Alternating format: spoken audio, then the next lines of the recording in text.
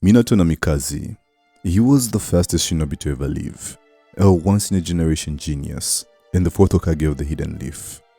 His teleportation technique was so fast it made enemies flee the battlefield at the mere mention of his name, the Yellow Flash.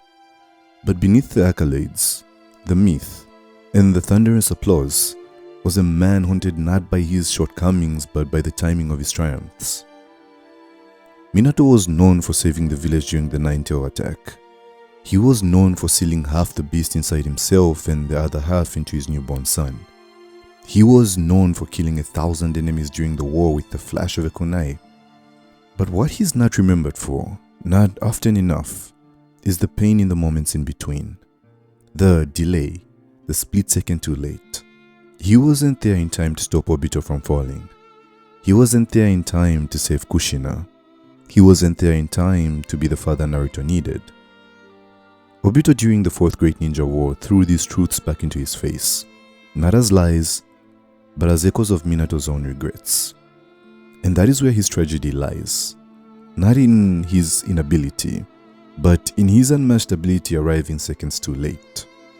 To understand Minato is to understand the paradox of potential. A man who could outpace light but not fate. Minato's genius was evident from the beginning. He created the Rasengan. He mastered the Flying Thunder God technique, a jutsu pioneered by Tobirama Senju, and elevated it to a level beyond even its original design. His strategic mind was unmatched. He didn't just rely on speed, he calculated the battlefield, marked it, and played his enemies like a shogi master. And yet for all his mastery, for all his precision, life punished him with decisions that could never be made fast enough. That's the cruel irony of time. It can be bent, manipulated, even momentarily frozen, but it cannot be reversed. Minato understood this deeply, because every moment that shaped him was one he could not undo. Kushina Uzumaki was the love of his life. Their love was quiet, powerful, full of mutual admiration and a shared sense of duty. She was strong, fierce, and burdened with being the Nine-Tails Jinchuriki. On the night she gave birth to Naruto, Minato should have been able to protect her, and in many ways he did. He fought off Obito, he sealed the Nine-Tails, and he saved the village. But he couldn't save her. He couldn't save himself. They died together as the village survived. Obito's words in the war ring heavy. You were always late when it mattered. Obito wasn't just accusing him, he was reminding Minato of every failure he already carried in silence. Minato trained Kakashi, Obito, and Rin. He was a teacher, a mentor, and a guiding light. Yet, he wasn't there when Kakashi needed him most. He wasn't there when Obito was crushed and manipulated. He wasn't there when Rin died by Kakashi's hand. He was their teacher, but he couldn't protect them. The irony? He could teleport to any location in an instant, yet he could never be present when it truly mattered. This is the core of Minato. He is the embodiment of potential delayed, of power misaligned with time. Even in death, when he is resurrected during the Fourth Great Ninja War, Minato tries again. He sees Naruto. He sees the son he never got to raise. He fights alongside him. He acknowledges his growth. And for a moment, Minato seems to find peace. But even then, he can't change what has already been lost. He can only witness it. If only he had been able to decipher the true identity of the masked man that night, maybe all this could have been prevented. Minato is a mirror for us all. How many times have we been too late with the right words? How many times have we realized the truth only after the moment had passed? Minato's pain is the pain of hindsight, of seeing with perfect clarity what should have been done after the fact. And in this, he is perhaps the most human of all the Kage. He always gave everything. He didn't falter. He didn't hesitate when it mattered most. Even if he arrived too late, he fought, he protected, he loved, he died with honor. And he left behind a legacy, not just of speed or strength, but of sacrifice.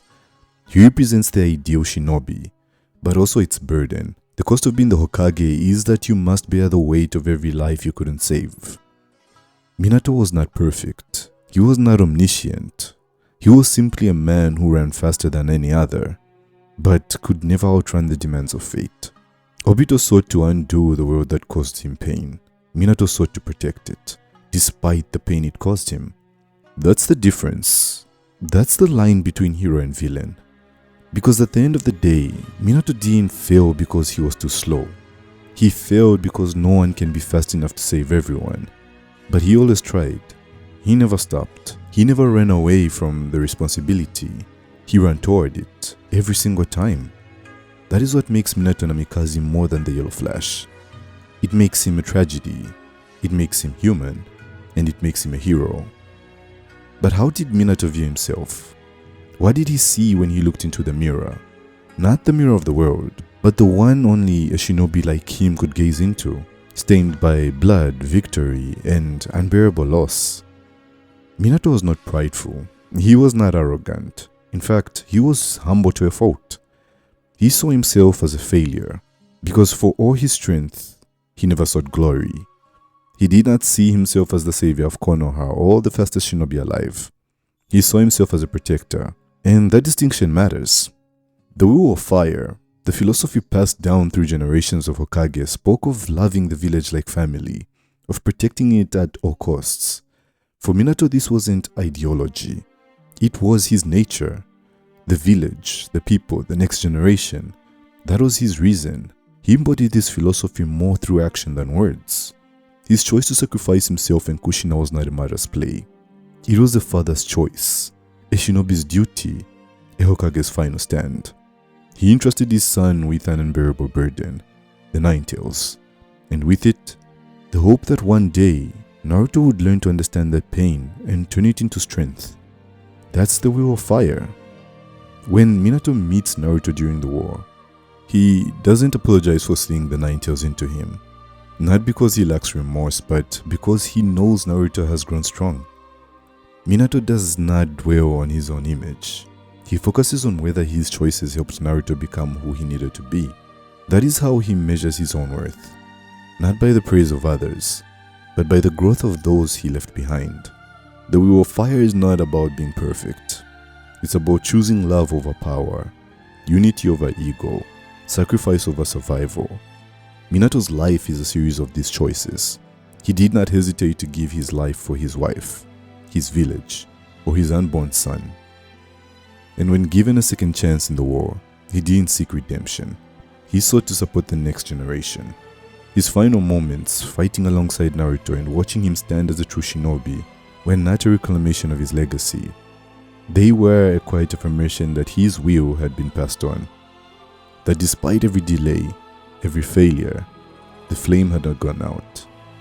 Minato may have always been late, but he never failed to light the way for others.